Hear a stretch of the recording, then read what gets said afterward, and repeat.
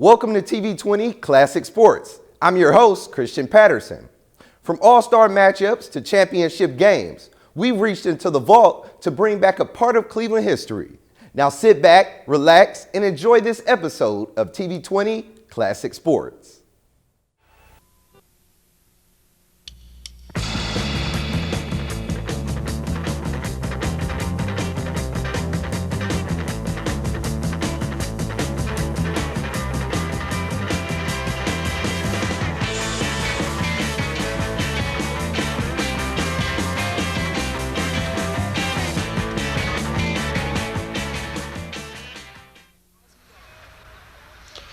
It all started with 34 teams back in early May, all coming through the City of Cleveland Recreation Department, where they started playing on Tuesday and Thursday mornings. Some played in the evenings in their neighborhoods.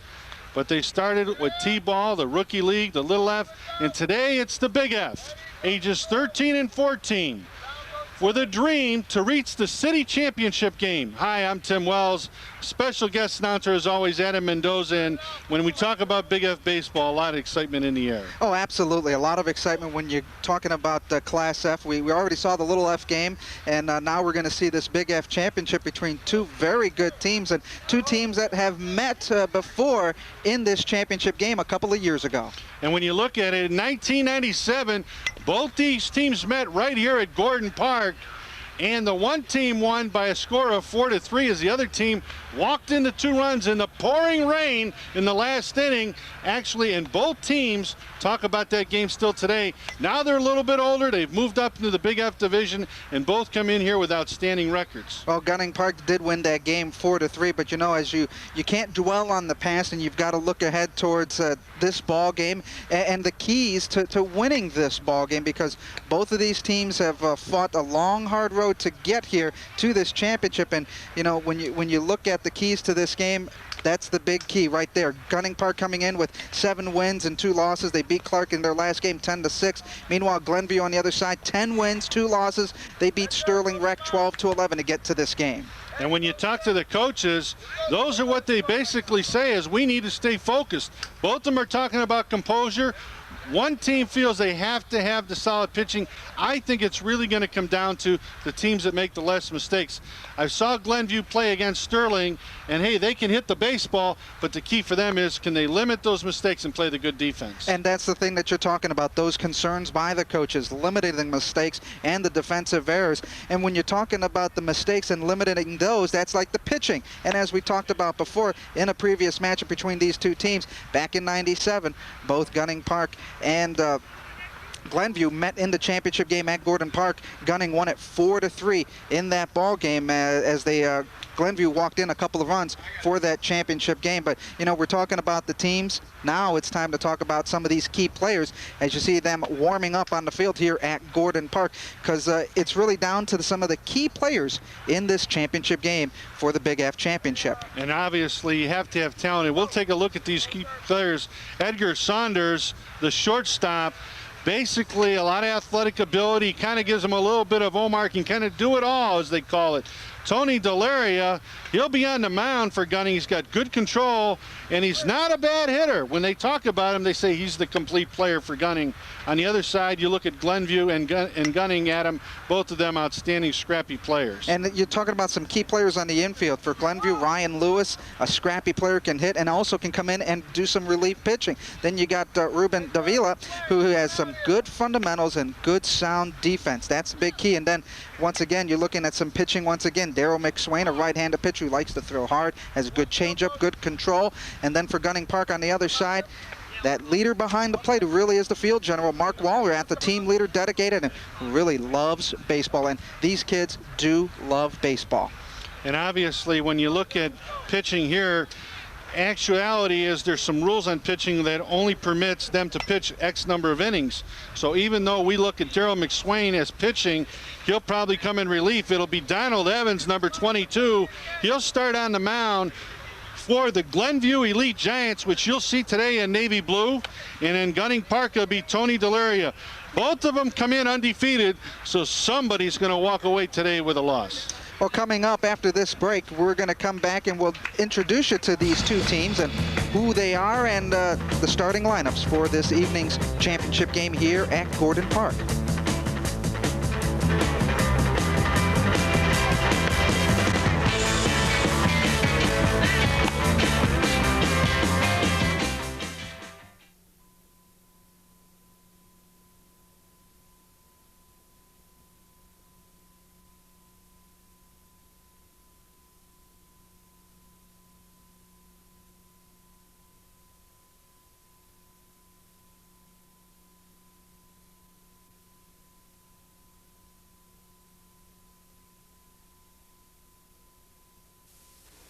Math, a four-letter word, right? Hey, you don't need that. Why design the world's newest chips? When you could be flipping the world's oldest burgers. Hey, wait a minute. This is math. Geometry, algebra. No pocket protectors here. But you're cruising without math. Yeah, right. Take a good look. That's math staring back at you. It's not a problem, man. It's an answer. Call NACME. We'll tell you what you need to do.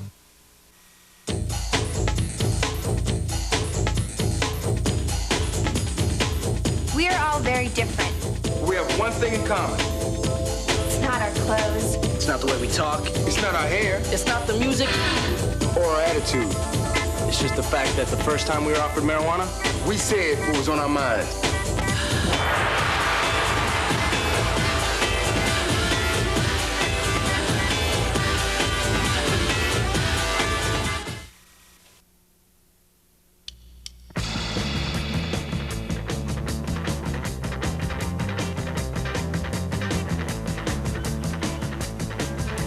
Good evening, ladies and gentlemen, boys and girls. Welcome to Gordon Park this evening for tonight's Cleveland Baseball Federation Big F Championship. We'd like to first introduce the squads of both teams before starting this evening. This evening, Gunning will be the visitors on the scoreboard. Glenview will be the home team. First of all, the head coach of the Gunning Park Gators, Mr. Carmen Klein. Head coach of the Glenview Elite Giants, Mr. Greg Conwell.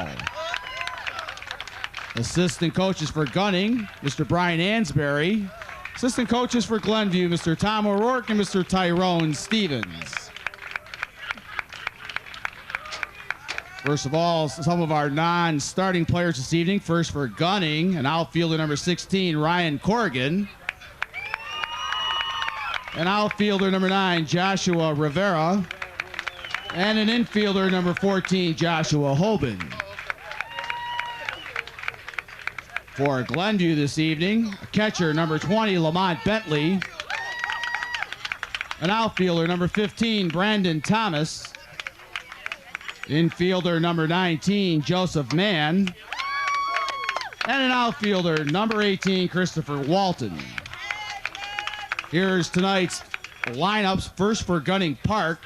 Leading off, shortstop, number 3, Ruben Dabala. Batting second baseman number 5, David Dabala.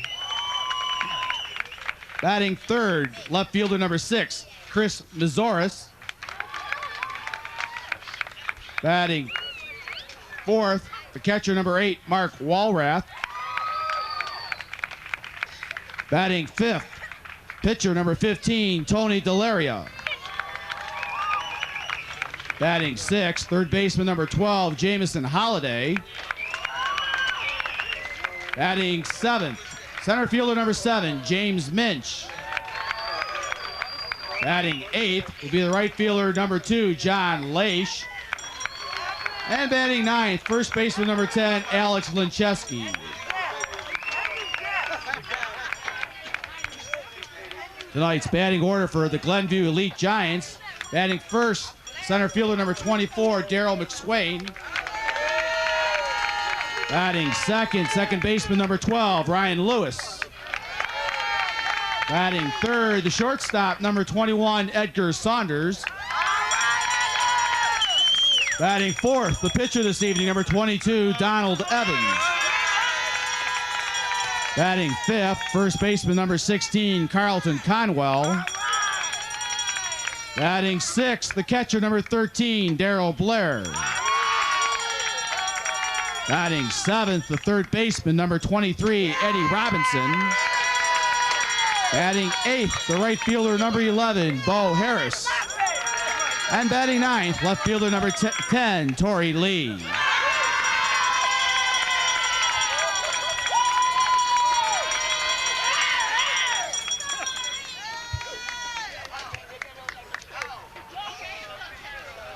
We ask you all to please stand now and join us this evening first in tonight's playing of our national anthem.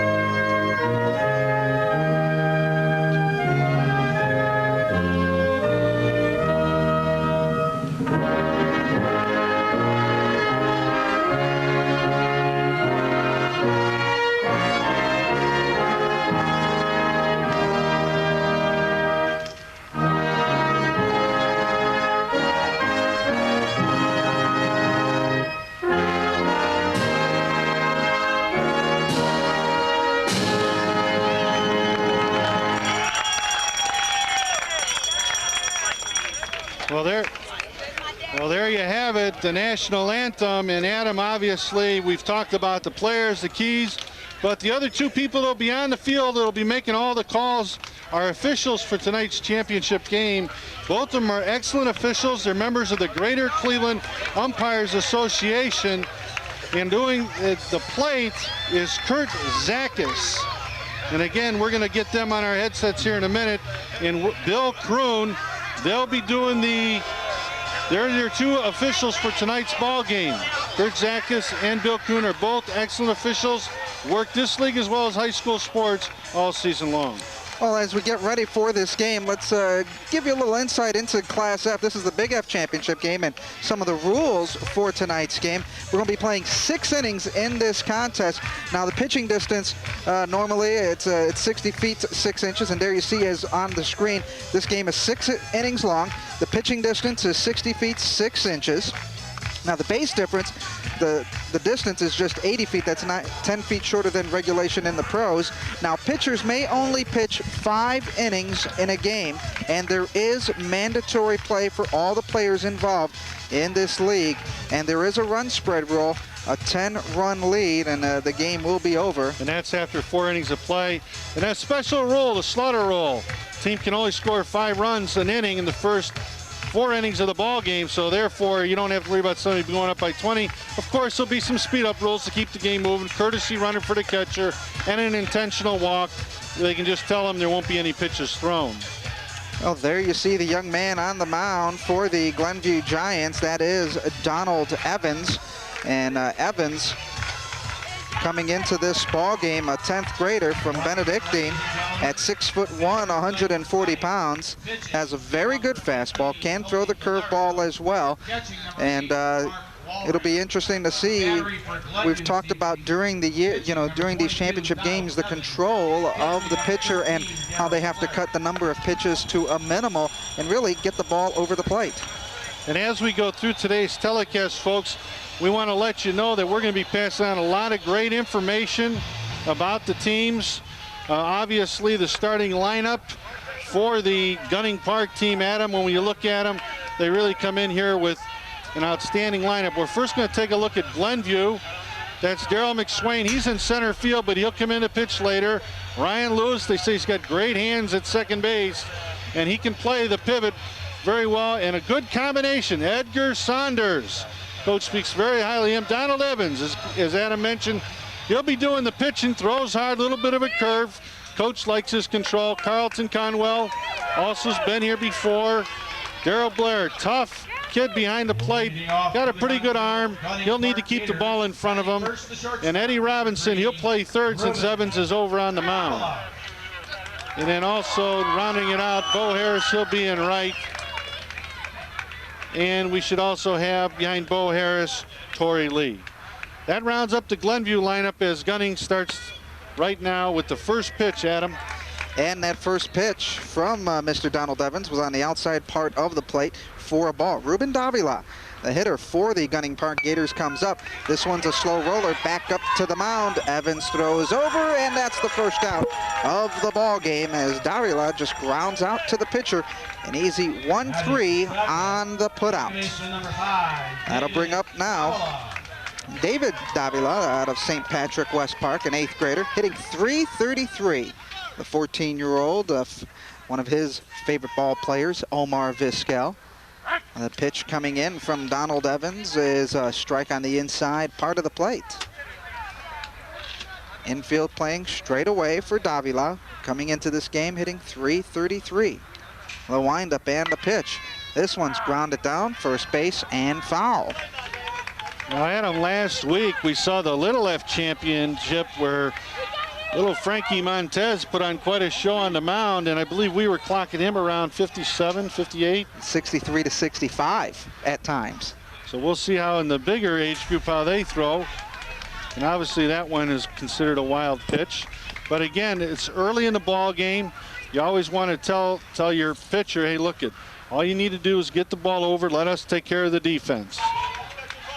And that's basically what the catcher should do, is just tell his man, hey, just get there and get the ball to me, no problems whatsoever. Evans looking in for the sign, gets ready, jams him, and Davila fouls that one away. Good pitch that time as he jammed on the inside part of the plate, and that'll make Davila think twice, crowding up on that right side of the plate. Evans rocks and fires. That one's high and upstairs. 51 miles an hour on that pitch. And it looks like his arm is low, Adam. You always tell the arm motion, you want to be up above the ear there. That one up high once again, and there you saw his catcher, Darryl Blair, say, hey, you got to bring it down. And that's the key for a catcher. He's got to take control, spot the ball very well. Davila, the right-handed hitter, looks in for the pitch. That one's inside once again, and he walks. So the first base runner for Gunning Park, David Davila, and that brings up Chris Mazzaros. Mazzaros, the left fielder out of St. Patrick West Park as well, an 8th grader, hitting .308 on the season. Excellent bunter, so you may want to watch it. But he puts this one down to the ground. Evans picks up, fires, gets him out at first base on a very good bang-bang play. And again, you always tell the pitcher to circle the ball. And you can see on that situation there where the pitcher actually came up, circled the ball. Number 8, Mark Walrath. And that brings up Mark Walrath, another St. Patrick West Park product, an 8th grader, hitting .320 on the year for the right-hander. Has 2 home runs on the year and a very good hitter. They call him the emotional leader of the team. Walrath, the catcher. This one's hit up in the air. Second baseman underneath it. That's Ryan Lewis, and he makes the grab, and that ends the top half of the first inning. No runs, no hits. One left on, no runs scored. So after one half of inning, as you see, Walrath getting jammed on that last pitch. Right inside and just lofted it up to the second baseman. You can see here, again, you always tell them, make sure you catch with 2 hands. He did a nice job, the second baseman for the Glenview team, which was Ryan Lewis. Well, we talked a lot about the Glenview lineup, and one of the strengths of their team, when you look at it, is they do have some power on this team, so they're going to be able to hit some gaps and hit some line drives. But with the fence here, I really look for the Glenview team to be able to try to hit a couple of those gaps and pick up some extra base hits. That was one of the key reasons they got way ahead of Sterling. So the first 2 or 3 innings can really tell the ball game for the Glenview team. And they do have a lot of quickness as we take a look at the gunning lineup for this ball game here at Gordon Park. For the Gunning Park Gators, Ruben and David Davila, those are the first 2 up at the plate, and then Chris Mazzaros in left field. He's hitting .308. Both teams really with very good hitting lineups. Mark Walrath, the catcher, hitting .320, will be batting in the cleanup spot, followed by Tony Delaria, the right-handed pitcher, hitting a whopping .453 on the season. Followed by Jamison Holiday in the 6th slot at third base, hitting .288 on the year. Followed by James Minch, the center fielder, hitting .312. He is batting 7th. In the 8th position is John Leach in right field, hitting .250. And rounding out the Gunning Park lineup on the hitting side is Alec Wanzewski, a first baseman, hitting .263 on the year. Leading off the bottom of the first inning for the Glenville Giants, center fielder number 24, Daryl McSwain. So Daryl McSwain up to the plate first, takes a swing and fouls one off. McSwain hitting .300 on the year out of Patrick Henry, an 8th grader. Sure-handed outfielder, his coaches say. 5'2", 103 pounds, right-hander, takes a big swing and a miss on the pitch from Tony Delaria. 63 miles an hour on that fastball. Delaria, good fastball, decent curveball. Gets that breaking pitch to go, and that one is a strikeout. And Delaria making quick work, 3 pitches to get the out.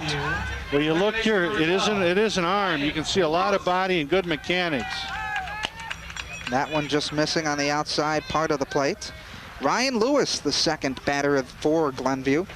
.345 hitter for the second baseman. Oh, he swung and the string was pulled that time by Delaria.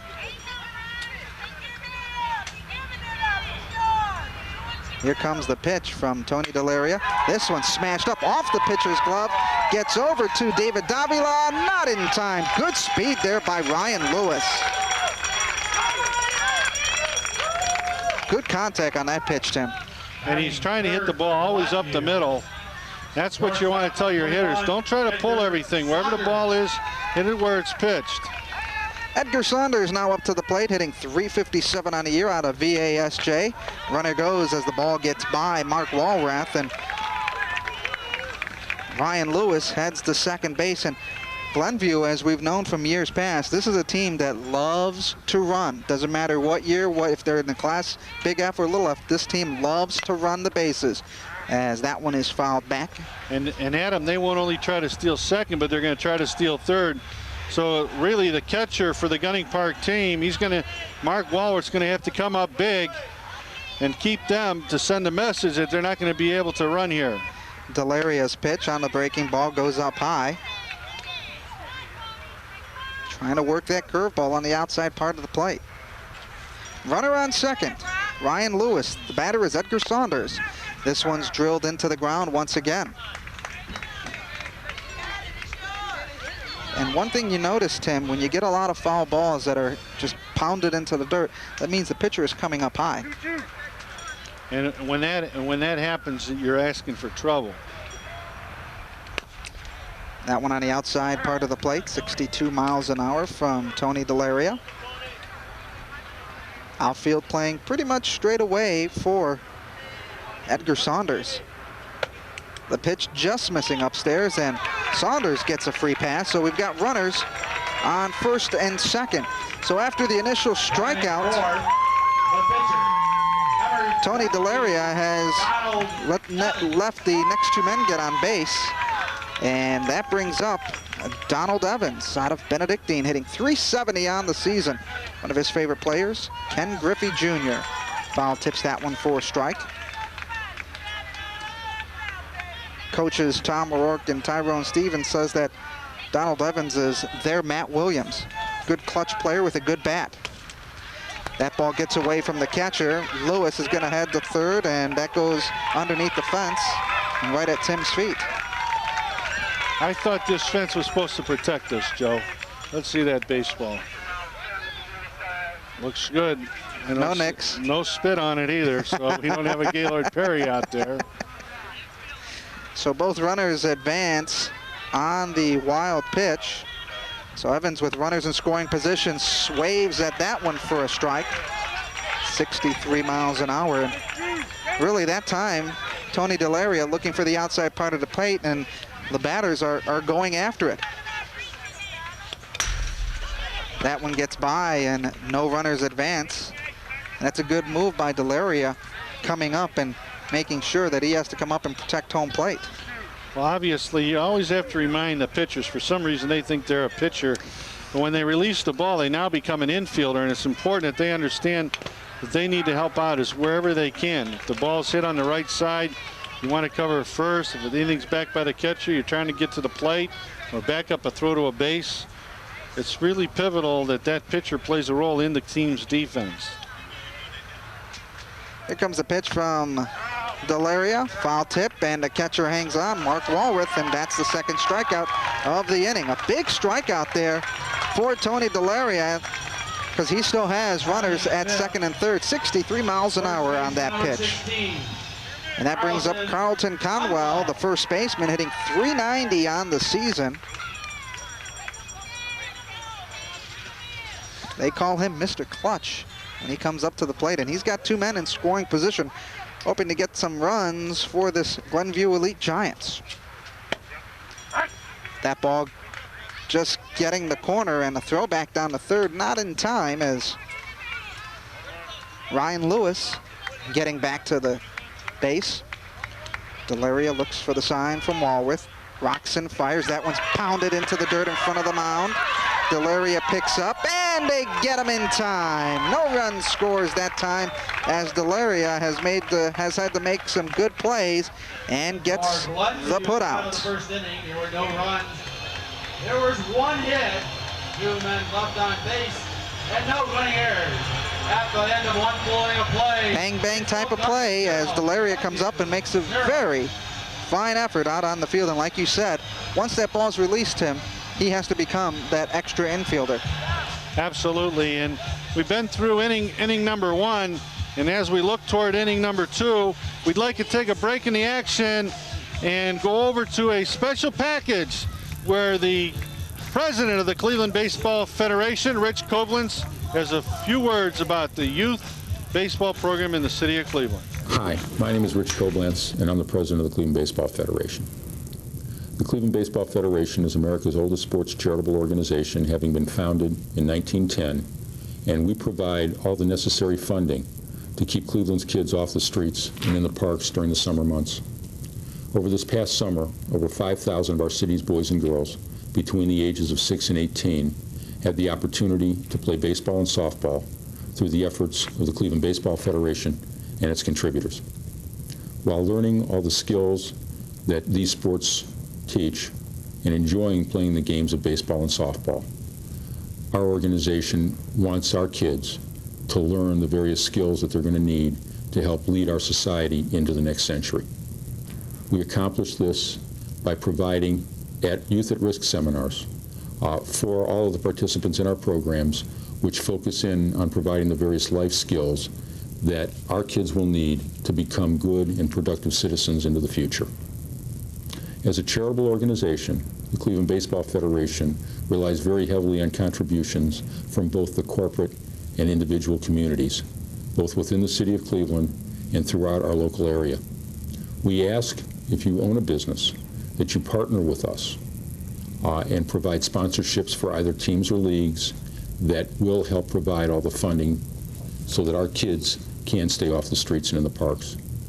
As an individual, any contribution that you could afford would be most appreciated, and we can assure you that it will be well used. We have a membership program for individuals, and we also have an alumni program for the many thousands of people who played in our programs over the last number of decades. To the parents of the kids who are involved in our program, we would like you very much to get involved with your son or your daughter's team and your local recreation center. I can tell you that there is no better way to enjoy a summer evening here in northeastern Ohio than going out to the rec centers and to the parks and watching our kids play baseball. On behalf of all of the directors and all of the participants within the Cleveland Baseball Federation, we thank you for allowing us to provide service to our kids, and we assure you that we will work diligently to make sure that your investment in our future will be well taken care of. Thank you very much.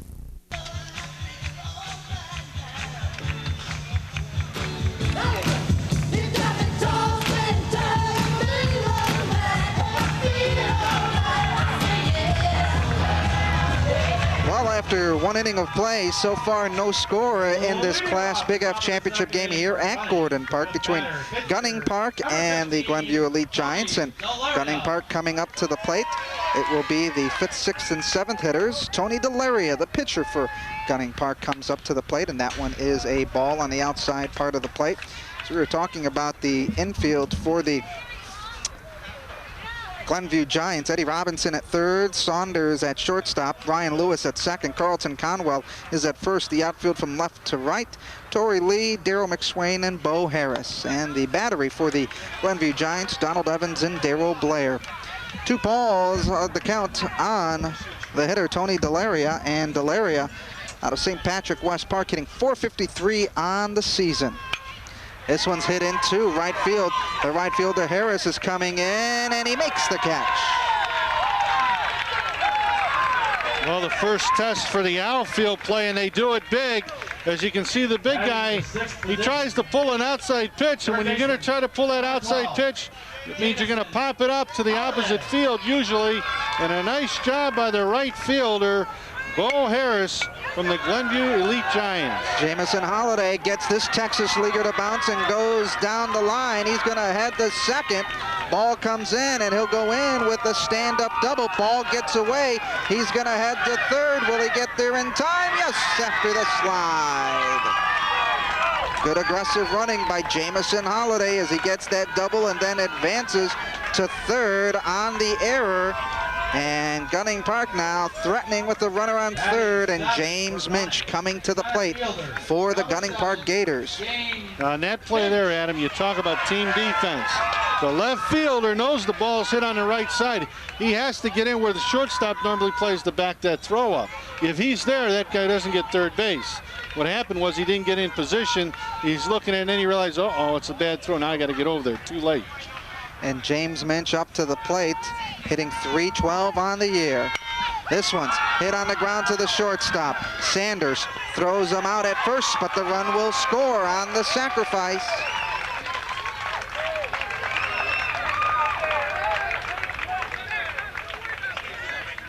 He'll get the RBI. Minch gets the RBI. First run of the ball game.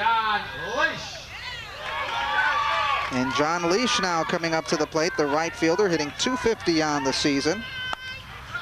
Leash can do a little bit of everything. Steals, bunts, dives, loves to get dirty. Here's the pitch from Donald Evans. That's fouled away, 63 miles an hour. And Evans has that look about him, a bit frustrated. A bit frustrated after giving up the double and then the run scoring. Evans. Oh, this one is ripped into right center field. This is going to be extra bases as it is cut off quickly by the center fielder, McSwain. And quickly with a double is Leash as he rips a rope into right center field. Well, this time you see, the ball's a little bit away from him, but he steps to hit it the other way. That's why he picks up a line drive here. And give the defense credit here. You can see now, you see 2 players in there, which means he was off on the crack of the bat. Hit and run is on. It gets by the shortstop. And here comes Leash as he will score as the hit and run was on. And Gunning Park quickly with 2 runs as Alex Lanzewski comes up with the effort. All leadoff batter, shortstop number 3. Ruben. So a great hit, a double, and then you get the hit and run and the error, and that brings in the run. So Gunning Park now leading it 2-0 as Ruben Davila comes up. Here comes the steal, the throw, not in time, as Lenzuski was trying to test the arm of Darryl Blair, and he gets to second base on the steal. Well, we talked about running, but here was the other team that puts it in motion, as Alex Lozinski comes up with his first stolen base here in the championship game. Ball gets by Blair, and the throw, and they've got him dead to rights. The high tag, and they're going to call him out. Now, I don't know on that play, Adam, if we got the replay, but there's a couple things that went wrong here that really get you in trouble. See how he reaches for the ball? You always want to tell your catchers slide and block. Now they should end up making a throw down to third base. And you're going to see here, now see how he slides? Here's the feet, there's the tag. Now it's a judgment call. Did the feet get there before the tag? You never tag the man, you always want to tag the bag. Because obviously, if he calls him save, all he's got to say is, well, you tagged him on the shoulder, the feet were in. Was he safe? Was he out?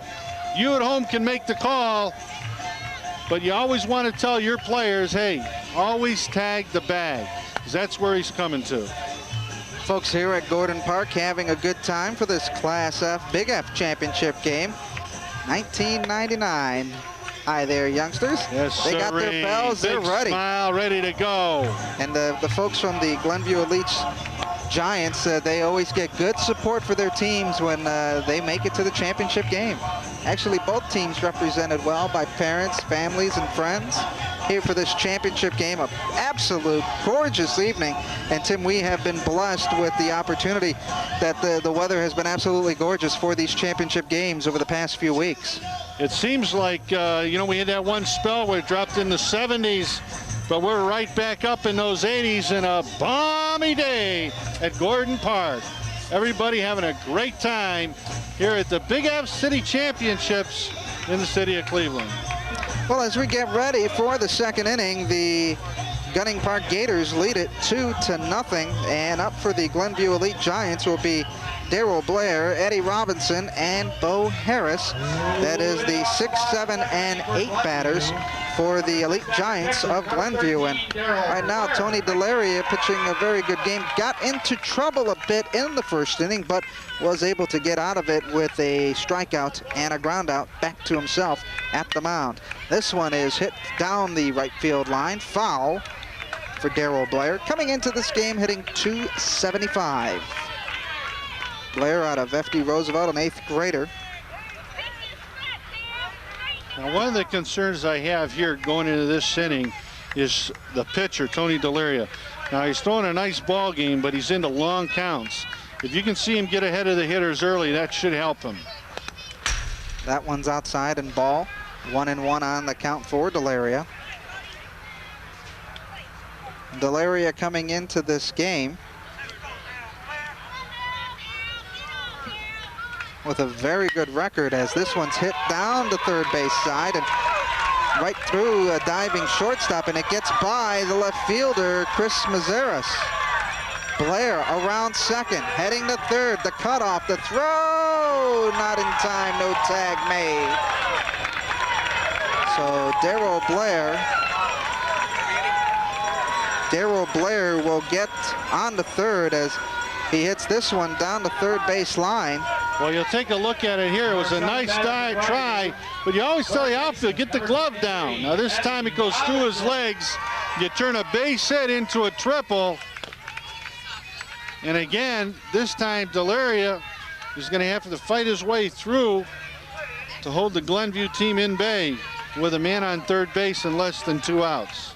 And if a tag would have been made, it would have been kind of close. This one is hit up in the air to center field. It's caught by Minch, and Darryl Blair will run. Here comes the cut, the throw, and the tag, and the block, and he's out. Oh, baby, what a play, as they make the cutoffs and the out and the double play. Now, you talk about team defense. The play does not happen if center fielder Jim Minch doesn't hit Delaria with the cutoff. And a great job by the catcher, Walwood, as he blocks that plate. I suppose that's what you did in your younger Oh, day. absolutely. That was a great play. Good positioning.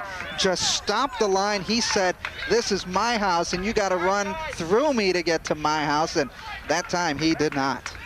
Good play all around, and really, that was good fundamental baseball defensively for Gunning Park. They hit the cutoff man, and they made the play. So Delaria, we looked at the pitchers count in the first inning. Both pitchers are around the 20-pitch mark. So that's something we need to keep an eye on, Adam. That one up high for a ball, 60 miles an hour from Delaria. You know, I was always taught that 2 quick throws will beat out a runner instead of 1 long looping throw in the home plate. And when they throw that long, looping, high throw, nobody can get at it. No. So you always tell them, hit the cutoff, man.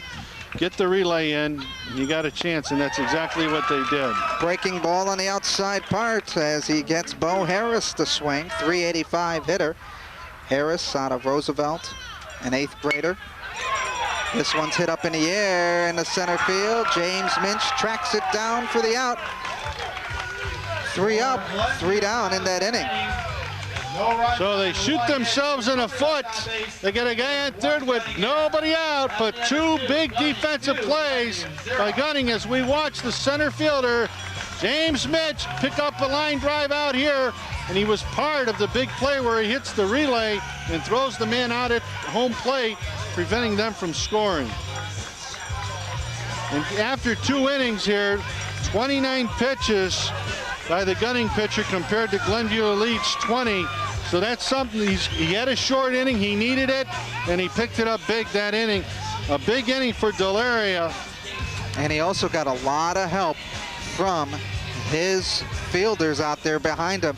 And I don't know how many more times we can talk about the cutoff play at the plate. How important that was on the pop fly to center field with the runner on third. You've only got a 2-run lead, and you nail the man to get the double play, really, to get out of a jam in the second inning. Well, we're going to take a time right now to go to one of our sponsors. A word from many of our sponsors, but one in particular, Dick's Sporting and Clothing Store. Dick's Sporting Goods is proud to couple with the Cleveland Baseball Federation to make a great team. Dick's is committed to the community, and as a part of that, we're committed to baseball. And that's why Cleveland Baseball Federation and Dick's Sporting Goods make a perfect team. Cleveland Baseball Federation allows kids to play baseball for a non-existent cost, and in addition to that, Dick's is happy to provide discount coupons and help in any way possible to see that kids can continue to stay off the streets and in the ballparks with the Cleveland Baseball Federation and Dick's Sporting Goods. And welcome back to Gordon Park for this Class Big F City Championship. So far, as we head into the top of the third inning, the Gunning Park Gators leading it 2-0 over the Glenview Elite Giants, and it will be 9-1-2. Tori Lee coming up to the, or I should say it will be the 1, 2, and 3, the top of the order for the Gunning Park Gators. Ruben Davila, who grounded out to the pitcher in his first at-bat, hitting .366 coming into this championship game.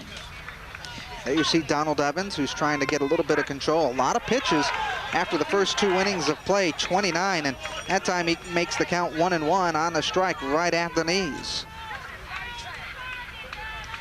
Evans comes in, fires. That one's hit to the second baseman. Lewis picks it up and easily throws it over to Carlton Conwell for the out. Well, you look at it here again, he gets jammed a little bit, but he gets the bat out far enough where he gets a ground ball to the second baseman, Ryan Lewis, and an easy toss to first base that picks up the first out. David Davila now coming up to the plate. His first at-bat, he walked, he shows bunt, nothing there. Really trying to see if there'll be some movement as the third baseman for Glenview, Eddie Robinson, playing about 5 steps in front of the bag at third. That pitch just missing on the outside part of the plate, 62 miles an hour.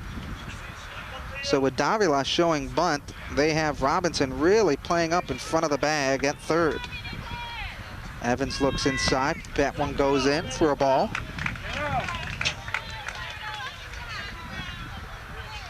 outfield playing straight away. I like this time at bat by David Davila. Is it Davila or Davila? Davila. Davila. He did a nice job here. He worked the pitcher with a couple fake bunts, made him throw the pitches. Now he's on base with 1 out as he picks his second walk of the ball game. Number 6, Chris Mazzaros. Chris Mazzaros, the third hitter in the lineup, the left fielder. He hit into a fielder's choice his first at bat. Davila with the second walk, as Tim was saying. Pitch on the outside part of the plate as Blair looks down to first, but no go. They're going to have to keep him close because Davila has already got 16 stolen bases during the year, and he loves to run. And you're going to see right now, this is one of the rules that they avoid where the coach does not get charged a trip to the mound. The pitcher walks off it and stays in fair territory. Both coaches on both teams, and you know, the Gunning Park coach talks to his hitter as the coach from Glenview talking to his pitcher and catcher, basically saying, hey, you know, let's get the ball over the plate. So let's see what the talk will do for Mr. Donald Evans. As you see, David Davila over at first base, and Chris Mazzaros, the right-handed hitting left fielder, up to the plate. 0 for 1 in this championship game. The pitch fakes the bunt. No go on the fake as Davila was trying to see if he can coy the catcher into throwing the ball away. Evans looking over to first. Long look. Brings it home. 4 ball. So it looks like the Gators of Gunning Park trying to really rattle Darrell Blair. Here comes the hit and run. The throw down to second, not in time. As Davila comes in with the stolen base as the steal was on. Davila looking quickly back and gets in ahead of the tag. So with Davila on second base, Mazzaros has an opportunity to bring in an RBI, but he walks. Your attention, please. The owner of a black Mercedes out in the parking lot. Someone has claimed you have left your lights on. So with runners on first and second, Mark Walworth, the catcher, comes up to the plate. He pops up to the second baseman his last time out, and we believe we're going to have a pitching change as Donald Evans will come out, and Edgar Saunders will now head over to pitch for the Glenview Elite Giants. Saunders was playing shortstop. He gets moved over to the pitcher's mound, and Evans will now move to third base. And it looks like Eddie Robinson will now move over to shortstop. Now coming in to pitch for Glenview, number 22, or correction, number 21, Edgar Saunders.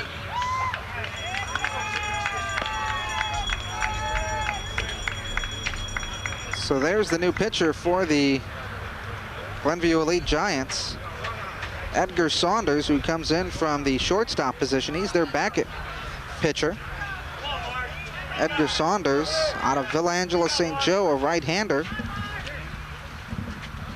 5'5", 150.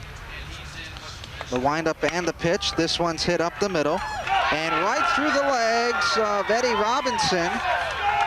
As Davila will head home, he'll score. And Mazzaros will go all the way over to third as Walworth gets the second on the error. Well, you'll take a look at it here. This time he rolls the wrist over and hits a ground ball to the shortstop. His vision may have been impaired as the guy cut in front of him, but it was just enough. You always tell your defensive player when you're dealing with a base runner, you always want to play up in front of him, or at least even with him, so when the ball is hit, you don't get caught into that situation. And now up to the plate is Tony Delaria, the pitcher. Quickly a 1-1 count. That pitch, a 49-mile-an-hour breaking ball. So Delaria popped up to the right fielder, his last at-bat. And this one's lifted in the air once again, as Saunders comes up to make the catch for the out. That is the second out of the inning. Jamison Holiday now comes up. He got on in his first at-bat with a double and scored.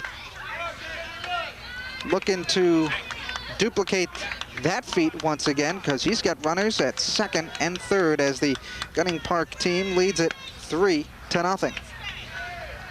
And Saunders missing upstairs.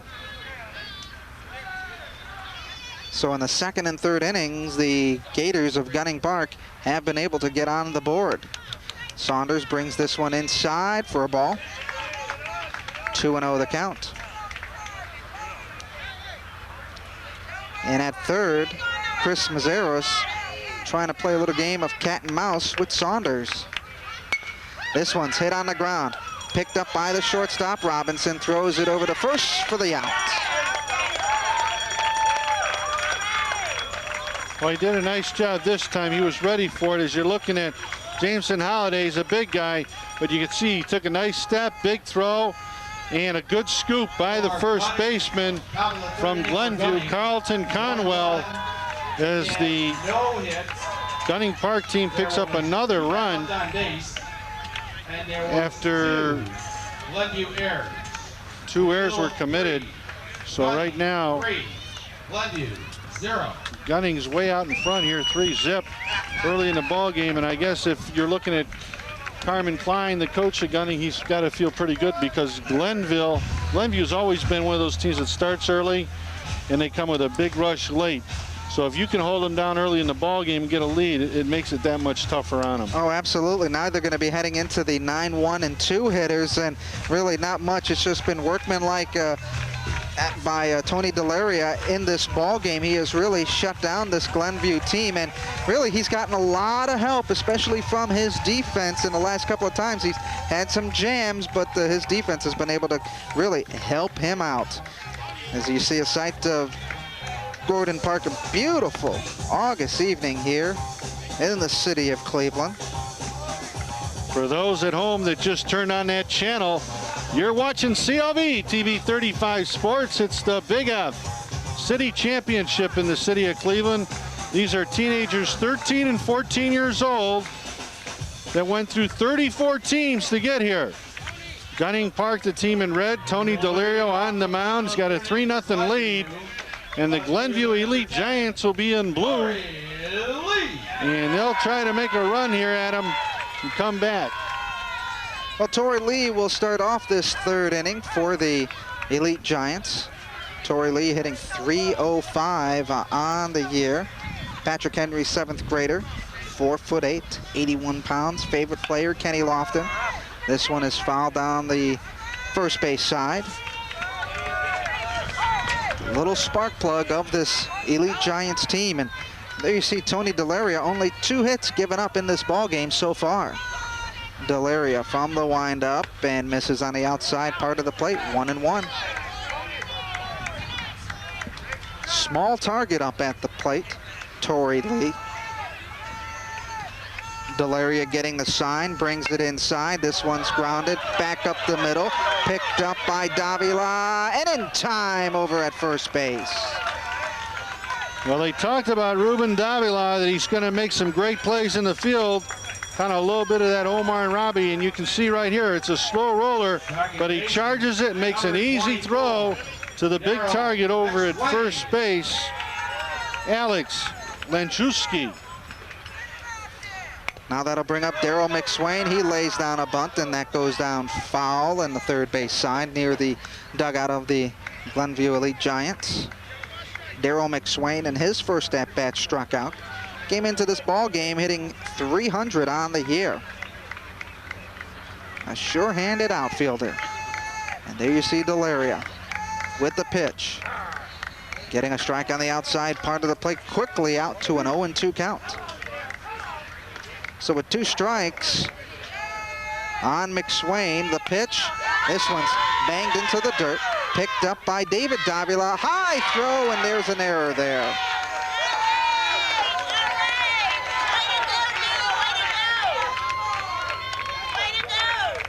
Now they're going to award him a base because the ball went in dead ball territory. But it might be we've been talking about defense. But this time, you'll see right here, speed really helps. As you see here, a wild throw over the first baseman's head. It actually looked like it conked him on the head. Right off the glove.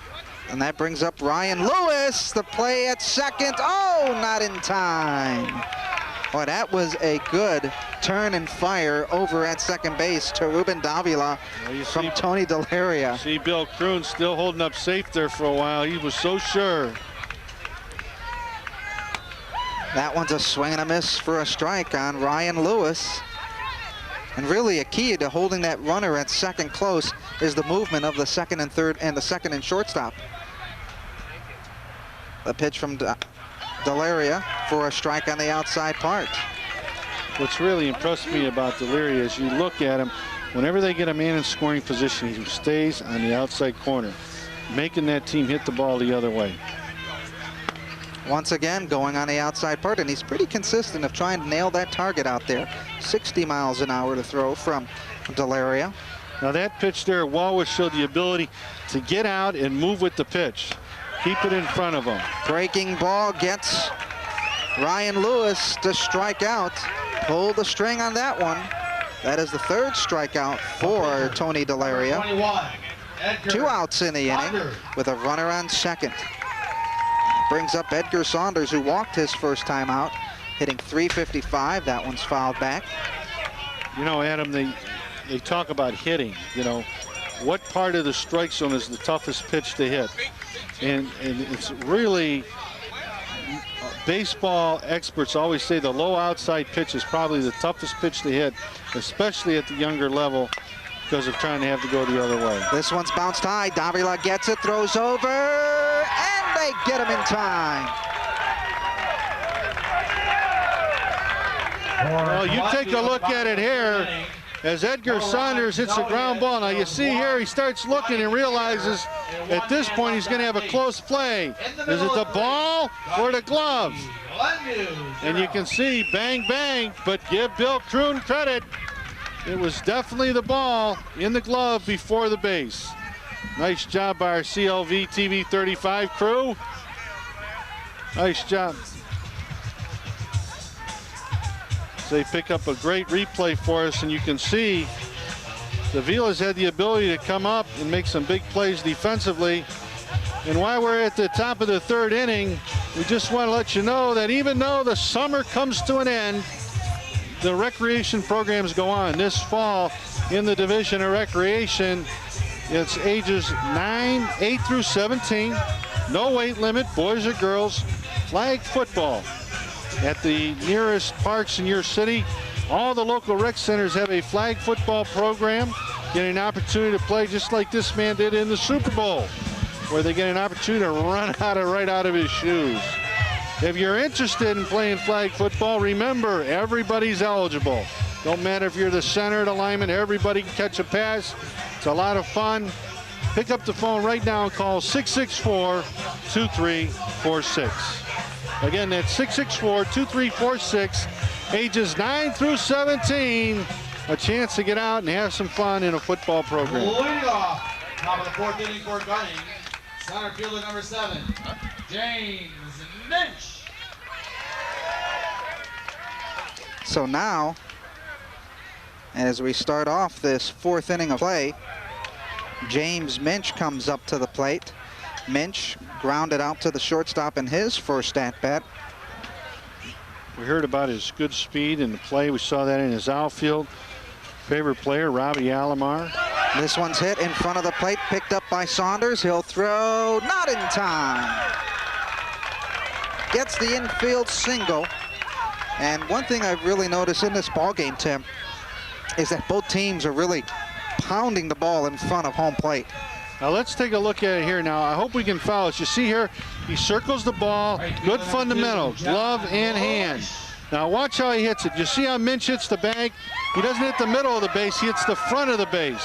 This one's hit into the gap in right center field. It will go in for a hit as Minch goes over to third easily. Runners at the corners.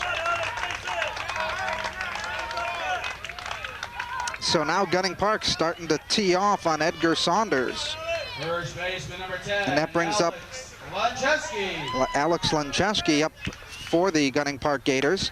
That one's fouled directly back into the fence here at Gordon Park. So Minch at third and Leash at first. And Gunning Park threatening to score once again. They had 2 in the second and 1 in the third, and they're looking to put some on the plate right now as the umpire giving a word to Mr. Saunders, telling him what he should look out for not to get a balk. There you see Saunders concentrating in, stopping, pausing, and throwing. This one's popped up into the net. Well, one of the things is they had to move it on that play, and Gunning has been known to run a delayed steal and a couple trick plays here. So first and third, nobody out. You know, when Chesky's last time hit a ground ball to short, you have to believe. Now, see, they tried to run a delayed, but the Glenview team was ready for it as they threw the ball to the shortstop, and they were not going to be able to give it up. Now, you're down 3-0 with men on second and third, Adam. You have to believe that the coach from Glenview now must start thinking, Greg Conwell, do I bring the defense in and try to prevent the run? Well, with runners on second and third, and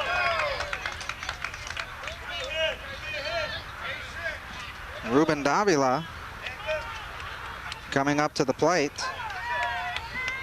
And Minch has good speed, the runner on third, so you really have to believe that at this point, at least on the right side of the infield, you have to believe you're going to play up. But he's got him back, so maybe he knows something we don't know. Throw down to third, and really a danger. So that's one of the hardest things as a catcher when you have a right-handed batter is trying to make that throw to third. You've got to be dead accurate, or if not, you're going to have 2 guys coming in to score. Or you better have a guy like Donald Evans who's going to dive and keep the ball there. Absolutely. Here comes the pitch from Saunders. In for a strike. So Minch at third, and Leash at second. Davila 0 for 2 in the ball game. On the outside part of the plate, he'll get on base for the first time with a walk. And that'll bring up David Davila, who has walked his 2 times in this ball game. Walked and scored in the third, and he walked and got no further.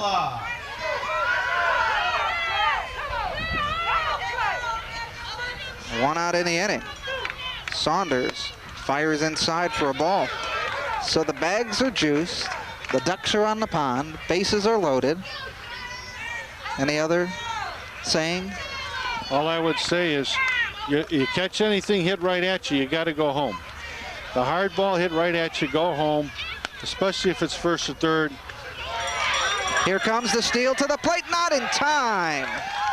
And really, a good play by Gunning Park, having the runner on first, taking such a big lead to get the throw that lets your man score. And we talked about that they try to do some things to create runs, and you saw it right there, Adam, where they took the big lead off. You never throw behind the runner. He can't go nowhere.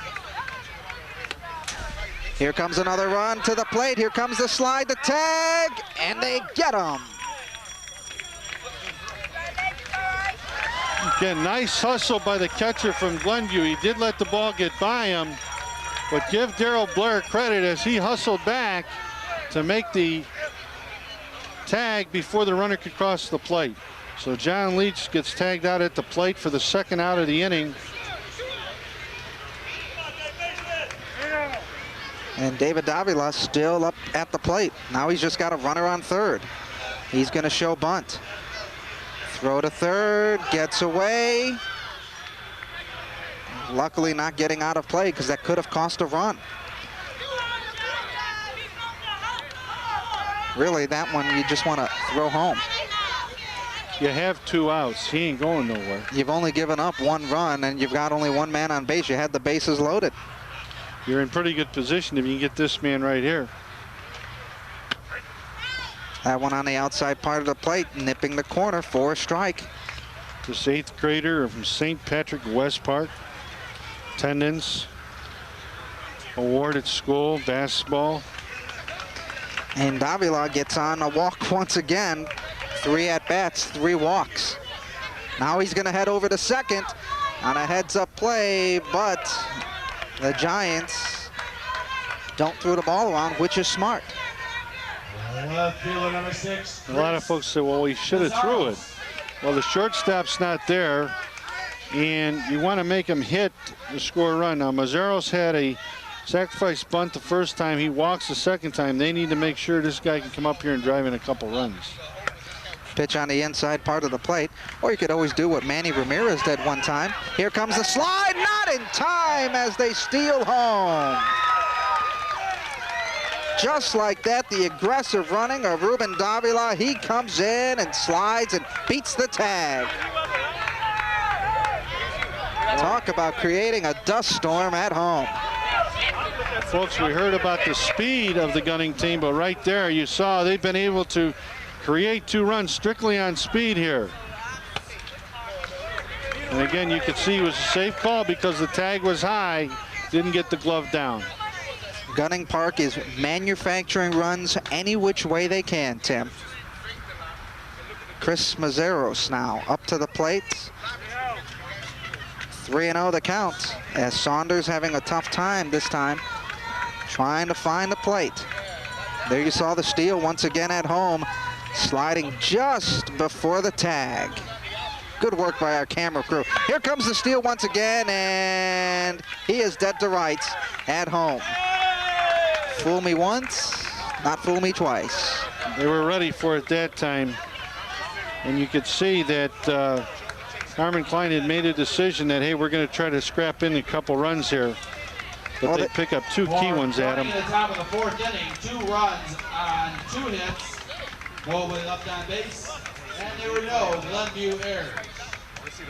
Now, in the middle of the 4th inning, Gunning 5, Glenview 5-0. Glenview down to the Gunning Park Gators, and really, we talked about manufacturing runs, and Gunning Park did all that they could in manufacturing runs, running the bags, running the bases, trying double steal, stealing home, whatever, and it really worked.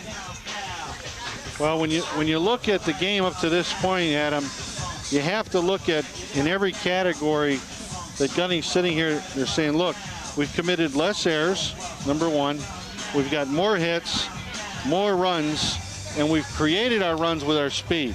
It's not they've gone out there and hit. Now, they've had a couple nice hits in the gaps, but basically when their runners have got on, they've created situations to be able to score. On the other side, Glenview has not been able to hit the ball, especially in key situations. You always hear the coaches say, well, we didn't get the key hit. Well, Glenview's been on the door 3 times now. They've been at third base twice this ball game with less than 2 outs and have not been able to score. No, they've been gunned down at home plate a couple of times, and you know, Glenview only 2 hits in the ball game so far, as Delaria pitching a 2-hit shutout with 3 strikeouts in the contest. And let's take a look at some of those numbers, the pitching numbers. Well, you're looking at 53 for the Glenview Elite Giants and 43 for Davila. So Davila's still throwing a lot of pitches. He'll need a short inning here to keep control of the ball game, but right now he feels very relaxed and he's coming right at the hitters. Donald Evans, the batter. That one hitting off the shin guard of the catcher, Mark Walrath. So Delaria coming into this 4th inning, just giving up 2 hits and 3 strikeouts in the contest. Trying to go with the breaking ball on the inside part of the plate for another ball. 3-0 the count to Donald Evans. Struck out his first time up. That one right down the middle of the plate for a strike. Outfield, playing straight away, infield playing normal depth for Gunning Park. The pitch. This one's hit down the first base line, and they're going to call it a fair ball, and he is out. Well, I'll tell you what, you always run until you hear foul. And I don't know if we get another chance to look at it. Yes, we will. You look at the foul line now. We don't have the best angle here, but you can see from right there that ball is inside, and Walrath is definitely seated. Now the plate is fair territory. It's not foul. So it's got to hit in the batter's box. It didn't hit there. And you'll see he picks the ball up in fair territory. The ball was in fair, and it's an excellent call by the official. Doesn't matter where the man stands, where the ball is. So one out quickly in the inning, and Carlton Conwell comes up. He grounded out to the pitcher his last time out. This one's hit up the middle. Davila scoops it up at short, throws over, dive, head first, dive, not in time, and an out. So that Davila to Lenzuski combination really working, as there you see Conwell shortening up on the stroke. But a good play there by Davila. Good movement, steps, fires, and throws. The head first slide, really, I think that slows you down. And they get the out over at first base. Now, that is Darrell Blair coming up, hits it, and he is out. So just like that, 3 up, 3 down in the bottom of the 4th inning. No runs on no hits, no errors, nobody left on. We still have, after 4 innings of play, Gunning 5, Glenview nothing.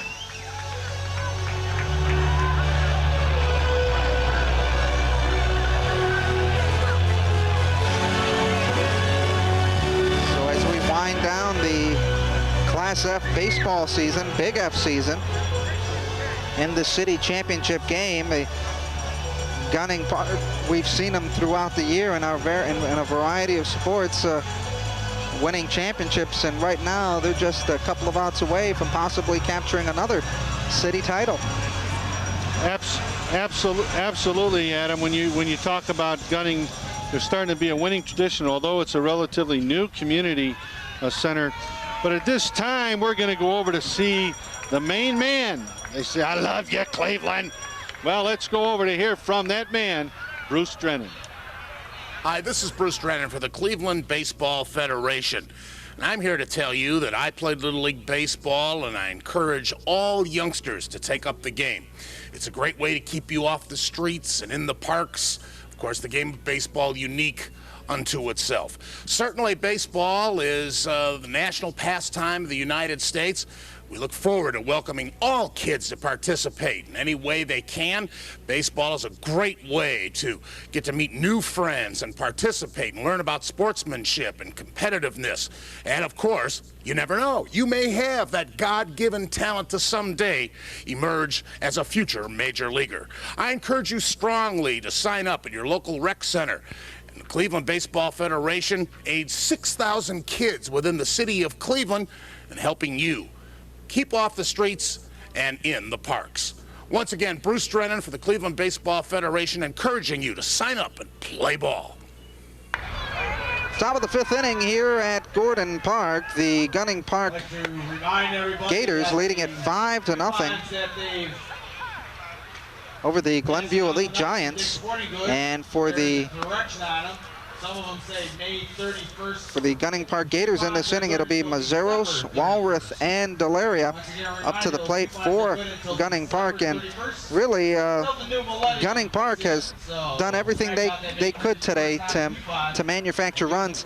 They did it either by hits or by stealing, and really aggressive running by this Gunning Park team. There's one thing you can't teach in the game of baseball, and that is speed. If a kid has speed, you can teach some technique of running, but when you have speed, that's like another weapon. And in Gunning's team right here, not a lot of power, but a lot of speed makes up for it. And you can't, and defending speed, how many coaches today that coach baseball say, well, I work on defending speed, stopping their running game, especially at this level.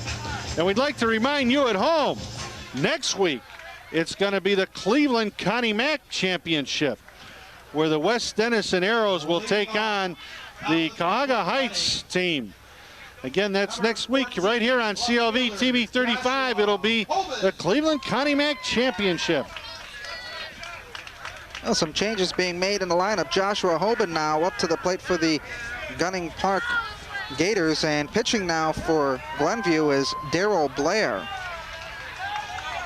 Behind the plate for the Elite Giants will be Ryan Lewis, number 12.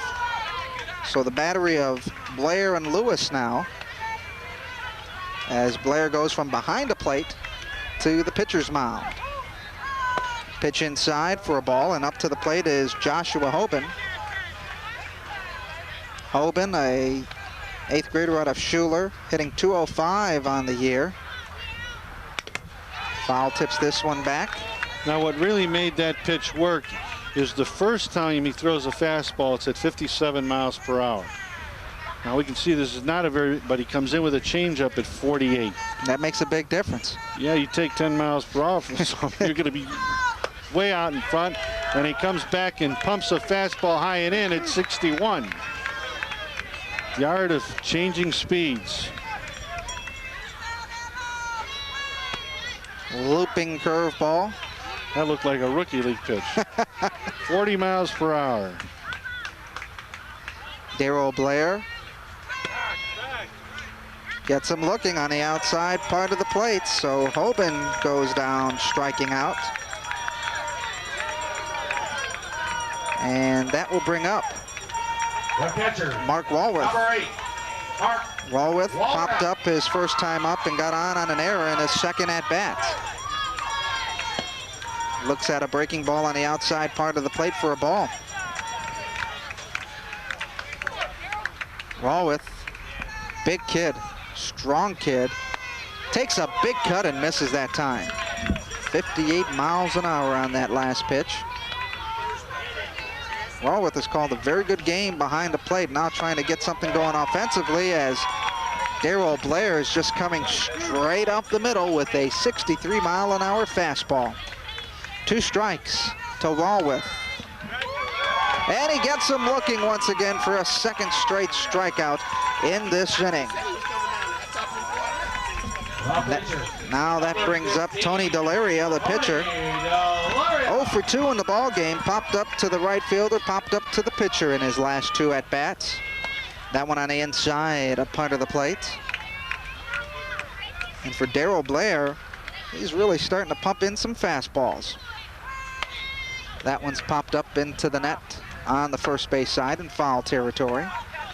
You know, a lot of our viewers at home might be watching this thinking, well, you know, I want to get my kid into the baseball program. Tell me a little bit about it. How can I get him involved? Doesn't matter if you're a toddler or you're looking to get in that age group where you want to keep playing. The city of Cleveland has that program for you. Now there you see Delaria lining out to the first baseman, Carlton Conwell. 3 up, 3 down in the 5th inning. It's still Gunning Park 5 and Glenview nothing. Adam, when we talk about the baseball program, you know, the viewers at home probably have seen the Rookie League. They will have definitely seen Little F baseball last week. So it'll be the Big F. We do have a Mickey Mantle, Connie Mack, but we also have the adults. And it doesn't matter if it's females. We have girls softball in the spring. We also have a women's softball league. There's a lot of opportunities for you, the residents of the city of Cleveland, to take advantage of. And maybe it's not sports. Maybe it's just going out and having a good time. Maybe it's like this young lady, just sitting back and enjoying the great weather here at Gordon Park. But if it's aquatics, it's arts, it's sports, it's youth at risk programs, computer programs, the Division of Recreation has it all for you, the citizens of Cleveland. If you want to get involved in any of those programs and get your kids in a computer lab after school to learn computer skills, pick up the phone right now and call the Cleveland Recreation Department at 664-2561. Again, it's 664-2561. Well, as we get ready for the bottom of the 5th inning, Eddie Robinson, Bo Harris, and Torrey Lee, they are the scheduled hitters here at Gordon Park. As you see the folks jamming to Michael Jackson and the Jackson 5. Everybody having a good time for this Class F, Big F championship in the city of Cleveland for 1999. Final warm-ups being taken by Tony Delaria. Leading off the bottom of the 5th inning for the Glenview Elite Giants. Now playing center field, number 15, Brandon Thomas. Brandon Thomas will be the hitter now for the Giants of Glenview.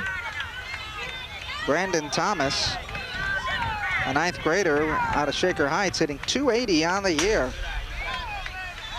Takes that one for a ball. We look at the uniforms of these young players. The Cleveland Baseball Federation has been in existence a long, long time. Some say they're one of the oldest organizations in the United States. I know when I played, they were ones that sponsored us with the uniforms and the equipment. Still do it today. So the folks that want to be a part of helping keep these kids off the streets and in the parks, give the Cleveland Baseball Federation a call today. Maybe it's just as a volunteer coach. Maybe it is somebody wants to give $10 or whatever toward helping provide these programs. Call 861-4767. Oh, the 4th strikeout by Tony Delaria as another K goes up on the board over at the Gunning Park seating section. They've got a running count of strikeouts for Tony Delaria, and he's got 4 on the board. Delaria looking in as the pitch goes in for a ball. And when Tim played under the auspices of the Cleveland Baseball Federation, that's when it was wood bats, no helmets, and baseball was the only way you can catch a game was on the radio, no TV, huh? No, it wasn't that far back now. And you know what? The aluminum bats were coming in at that time. They weren't, they were just starting to come in. And a lot of people would test the wood compared to the aluminum. Still today, the college players are still using aluminum bats, but they're getting a wake-up call if they make it to the pros, and they've got to use wood in the minor leagues. And I think if the pros used it, somebody would get killed because the ball really comes off that bat fast. Absolutely. Could you imagine seeing Mark McGuire use an aluminum bat? He's already hitting home runs over 500 feet. Could you imagine how far it would go? I know this is true, Adam. I know I watched St. Louis play the other day on TV, and they pointed out where Rene Latchman was so far back and off by the fence. I thought he was going to sit in the stands when he was coaching third when McGuire was up. Ground ball to the third baseman as Holliday throws the runner out. Quickly bang, bang play just like that. Chris Walton grounds out. Nice job by Holliday. Batter, second baseman, number 24, Darryl McSwain. And Darryl McSwain now coming up to the plate. Takes that one for a ball. I mean, could you just imagine that, you're the coach at third, you're just going to try to get out of the way because Mr. McGuire, some of those guys, they're so big and strong that it's like you got to fend for your life. Well, I know when I was coaching baseball at the high school level, somebody hit a line drive and I got nailed. I was black and blue for about 3 weeks. I said, that's it, I'm going over to first. I'm not going to coach third no more. You get those weak rollers over on the first base side. Delaria looking for another one, gets this one. It'll be grounded to Holliday. Quickly picks it up, steps and fires and gets him out.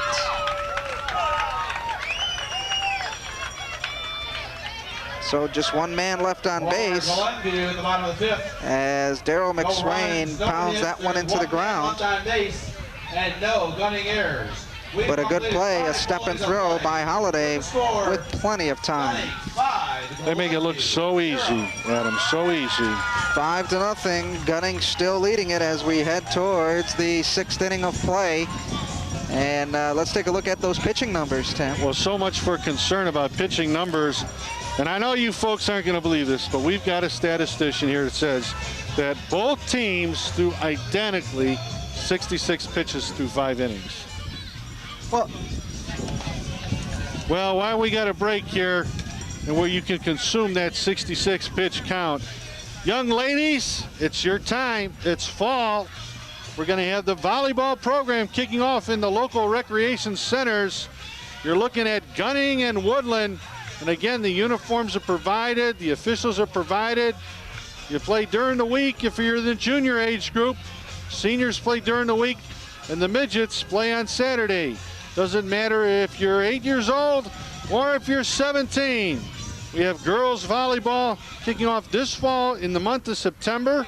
They'll play all the way through October and November, and they'll have their all-star event right here on CLV TV 35. Of course, you know, we kid Hank that, you know, we'd probably be better off if he would just take a camera, you know, and man a camera instead of back there directing, because, you know, when he directs, you never know where that camera could end up. I'm not going to say anything on that. Hank does a great job behind the scenes, as does the rest of the crew of CLV TV 35. They do. They give us some great shots, great replay. You know, when you look at where CLV first started and where they've come, you have to give credit to the crew. They've been creative. They're a hard-working crew.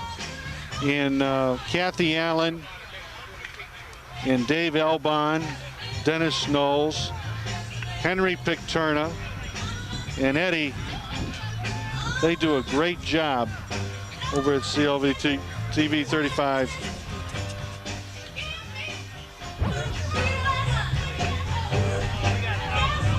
I'll tell them. Well, as we get ready for this 6th inning, Tim forgot one person to thank, Linnell King, as we get set for this 6th inning of action in the Class F Championship. Adam Mendoza, along with Tim Wells, bringing you the Big F Championship in the city of Cleveland for the summer of 1999. And Gunning Park with a commanding 5-0 lead, looking to add some more. And really, Gunning Park throughout the year, they have come up with some championships in a variety of sports, and they're looking to capitalize. I believe the... One of the things we'd be really remiss is the city of Cleveland is on a mission here, Adam, to not only develop the athlete, but develop the person. And the Cleveland Baseball Federation had several youth at risk workshops for the kids that were held this year. We're a big part of that. And also the fact that we, you know, talk about conflict mediation, being able to get along with one another, sportsmanship. We've implemented the player code of conduct. Not only the players, but the parents, as well as the coaches. Now I'm trying. Here's a bad throw, and they'll award him 2 as it goes in dead ball territory. But again, it was a hard play. The ball was hit in the hole. You'll take a look at it here. You see that actually the third baseman dived for it. The shortstop comes up with it. But again, he'll throw it in the dirt. And number 12, Jameson Holiday, will move into second base for the Gunning Park team. And that'll bring up James Minch to the plate for Gunning Park. And let's see if they start the running annex once again, as Darrell Blair looks back at second. Jameson Holiday over at second base. This one's hit foul into the netting. Breeze now coming in off the lakes from straightaway center field, so anything really hit in the air is it's not really going to travel very far. Outfield playing a bit shallow, and they should be with that wind coming in off the lake. The pitch from Blair outside, parked for a ball. So Mom and Dad, if you're liking what you're seeing here and you want to get your kids involved in the baseball programs for the city of Cleveland, you can pick up the phone today and you call 861-4767. That's 861-4767. These are free programs in the city of Cleveland. This one's hit back up the middle to the right side, gets underneath the second baseman, Lewis, And here comes Holiday to score, and Minch is at second on the base hit. And really, that was a good play. He hit where the fielder was not at. And that was because the fielder was holding him on. But you see how the pitch was away? He just went with the pitch and drives it through the right side. Now the right fielder is going to struggle picking the ball up here. Again, he tries to grab with the glove, see where the hand is. You always tell him, bring it together. Ball gets into the outfield, and Minch is going to head over to third easily. He's going to try home to throw off the mark, and he gets in and scores. That aggressive base running once again for Gunning Park gives them a 7-0 lead as Joshua Rivera up to the plate.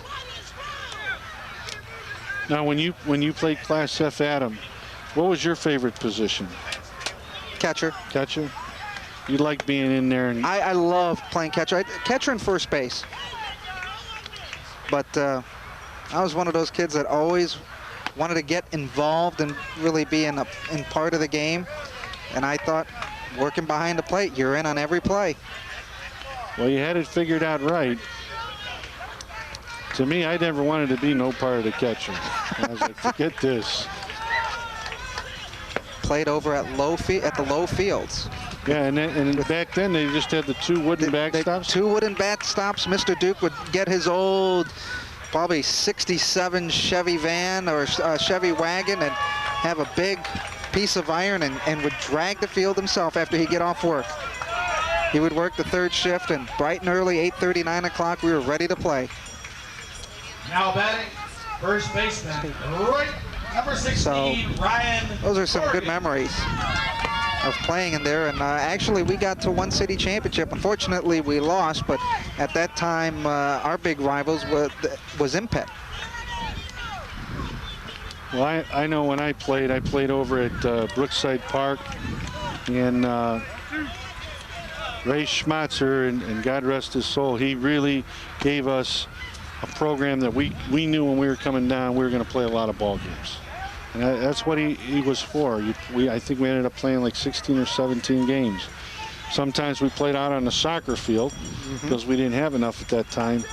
But if you look now, the mayor of this city has made a commitment to the youth of the city that we're going to have the best recreation programs and give these kids the best as we can. Because really, when you think about it, we can look at the Donald Evans, the Tony Delarias, the Ruben Davelas. They're really our leaders of tomorrow. They'll be running the show in a few years. And I know times have changed. When we were growing up, we'd get to the park at 9 o'clock in the morning, play all day. Now the kids have so many other things to do. But when you have these type of programs, they still get those fundamentals and good coaching. And I know that John Payton, the program director, expressed over and over again the special thanks for the many sponsors, as well as the coaches and the supervisors at the parks to make sure that the programs ran well and everybody was getting the participation rights of playing and having fun. That's what it's all about. Runner goes, and they get him out at second, and they do. After the ball dropped, they got him a second time. Now, you know, everybody that's watching this game say, why didn't he slide? That's what they're going to say. You see how the catcher hesitates here? And then he throws that lollipop. Now, you look here. Kicks the ball out. He thought he was out. Shortstop backed up the play and made the tag. And truthfully, he probably figured, you know, there's no way there's even going to be a throw. But you can't anticipate that. You got to hustle on every play. Remember that hustle. You're watching this at home and you're a player. Remember hustle, timeliness, being on time, how you dress, listening to the coach. Those are all things that you, the player, control.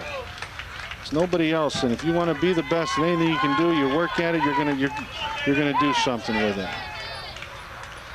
Well, as Ruben Davila gets on base, that'll bring up David Davila. He has walked his last 3 at-bats. Darrell Blair throwing back over to first, not in time.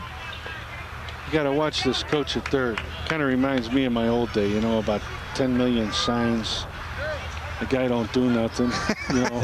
Number 5. And the steal is on. The throw is away, and it's into the outfield, and Davila gets the stolen base. Ball gets by, and they get him out at third as he tried to stretch it out for the out.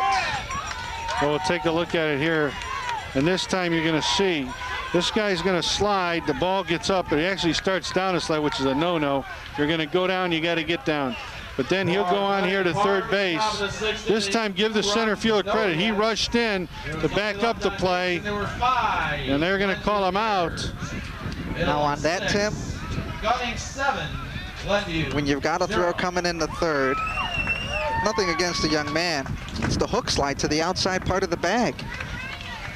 And that they probably, at this level, they're probably going to learn that at the next level. I mean, you talk about sliding, certain things and fundamentals that all the coaches want to cover. And I can remember when I was teaching sliding, we did it on the grass, took the shoes off, tried to find a little softer cushion for them to get used to getting their feet up and doing the basic fundamental. But yeah, you're going to see, especially, we might see that next week in the Connie Mack game, where you see a hook slide. At that age level, they have the practice of the technique. That was always my favorite slide, the hook slide. I love that. Well, you needed that all the time, didn't you? Yeah, I was so slow around the bases. I got to try to use anything I can to my advantage to get on base. Well, we're going to look at a new pitcher here. It's number 16. He's warming up. And the young man from Gunning, Ryan Corrigan, kind of loves Travis Fryman. Play a little soccer over at Gunning Park. Indoor soccer, that'll be coming up in the fall, November. For the youngsters 12 and under, you get a chance to get in there and bang it off the walls. And that's been a growing sport with the, there's a kid ready to go. See there, Mom? Mom's just sitting back.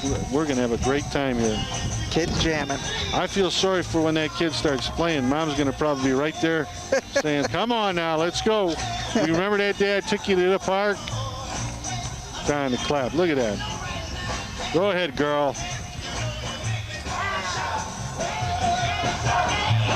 Ryan Corrigan, the new pitcher for the now pitching for Gunning Park. Number 16, Tony Corrigan. Tony Delaria in 5 innings, just giving up 2 hits with 4 strikeouts. Ryan Lewis. And Ryan Lewis starts off the bottom of the 6th inning, and really the last 3 outs for Glenview. They need to get a bunch of runs and get it now. 65 miles an hour, the pitch from Ryan Corrigan. Corrigan, an 8th grader out of St. Patrick, West Park. This one's hit to the ground. Picked up, the throw, not in time. Gets away from the first baseman. And that'll be an extra base. As Ryan Lewis stays over at second on the error. And could we see a comeback? Well, you know, we've always known these games to go down to the wire. But right here, now, see how he catches with both feet together. Now he's got to take the big step. You always open up before you get here. And the first baseman's job is to get off the bag. You want to stop him from getting to second base. Edgar Saunders takes a swing and a miss on that pitch, 63, and there was a little extra something on that pitch from Ryan Corrigan. Runner on second, he goes. The throw to third, not in time. As Ryan Lewis gets the third on the stolen base just before the tag. 66 miles an hour on that last pitch. See the way he took that throw, he was almost taking a leg of first baseman. You always want to get back on the bag. So all you got to do is catch the ball and drop the glove. Saunders swings and misses, but he got hit. And it's going to be a dead ball. We'll have our definite controversy here. Did he swing? Did he get hit by the ball? We know he definitely got hit. If he actually swung but still got hit, You consider it a strike. And it looks like it here. Let's take a look. Yeah, he definitely swung, and then he gets hit by the ball. Got hit right on the elbow. So that's a trivia question for you folks at home. Didn't know that. Get hit by the pitch, but you swing. Is the man awarded first? No. It's considered a strike. There's a new game out that is all rules of sports. It's like a trivia pursuit of sports rules. Here's one for you. It's in golf. You hit the ball on the green, getting ready. You pick up your ball. You spot it for your putt. You put the ball back down, and it rolls into the hole. Does it count as a stroke, or do you have to play it again? Well, when I played, we never counted it as a stroke. We'll do it over again. No, it doesn't count. You hold out. Oh, but you play that Nintendo golf, right? That's right. That's right. When I went golfing, I'll tell you what, that takes a lot of patience. There are more divots on the... Number 22. And I bet you a lot of folks at home don't realize it, but we have a junior golf program for the kids in the city of Cleveland. It's free. It's during the summer months.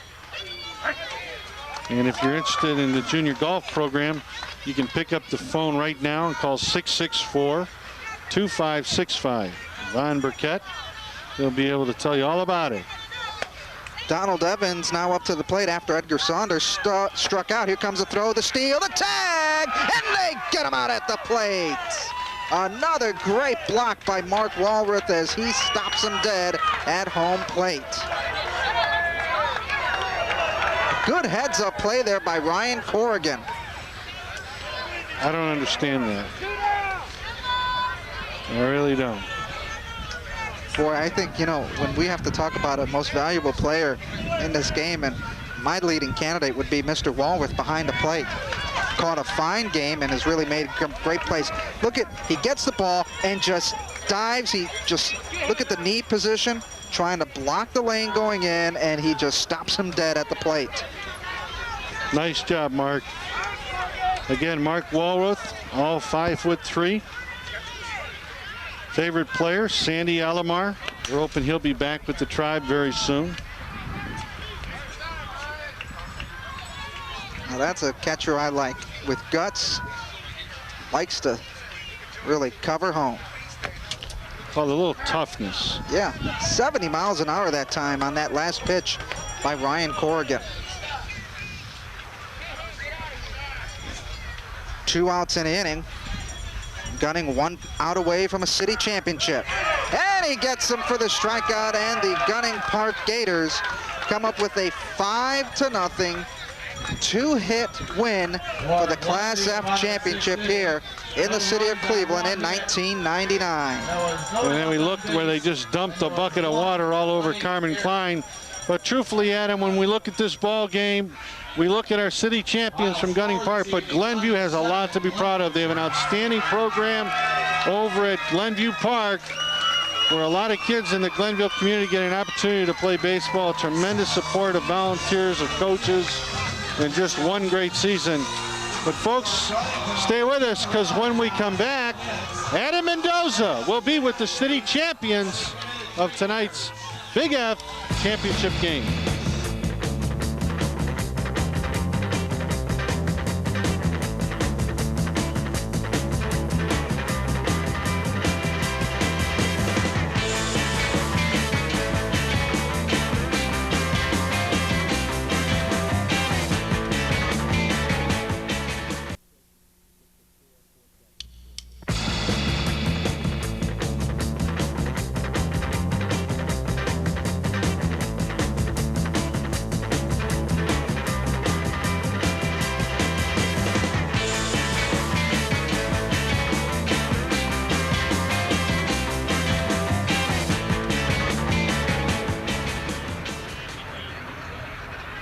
And welcome back to the 1999 Class Big F Championship, and the Gunning Park Gators are the 1999 city champions, and Carmen Klein, the coach. And Coach, you really gave it to Glenview. They put up a good fight, 5-0 win, but really a lot of big defensive plays gave you the championship tonight. Yeah, main thing tonight was just to play good defense. You know, fundamentals is the name of the game.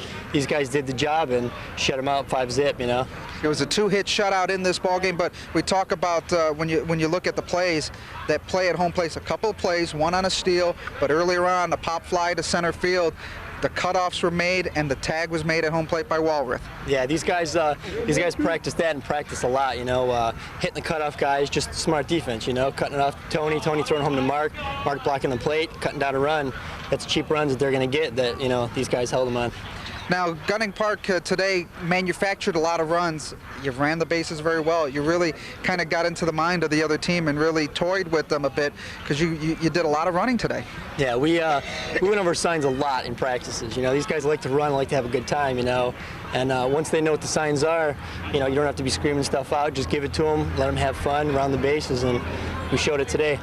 And that they did. They ran the bases very well, manufactured a lot of runs, coming up with a 1999 Big F championship in the city of Cleveland. A big win for the Gunning Park Gators over the Glenview Elite Giants. So that wraps up this championship game, but stay with us next week. We'll have the Connie Mack City Championship right here at Gordon Park. Before we leave, we'd like to thank our sponsors of this evening's game, the Cleveland Baseball Federation and Dick's Sporting Goods. So tune in next week to CLV TV35, where we will have the Connie Mack City Championship. But tonight, it's the Gunning Park Gators, the 1999 Class Big F champions in the city of Cleveland. Have a good night, everybody.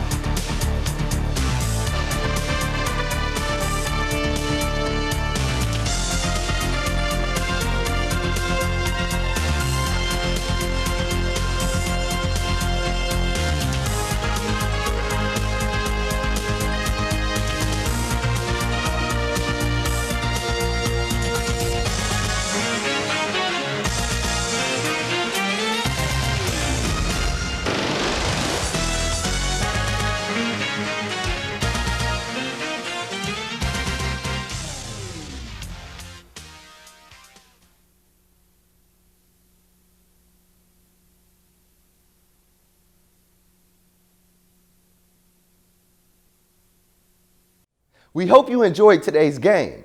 Make sure you head over to our YouTube channel, TV20 Cleveland, and subscribe to get the latest videos. I'm Christian Patterson. Thanks for watching TV20 Classic Sports.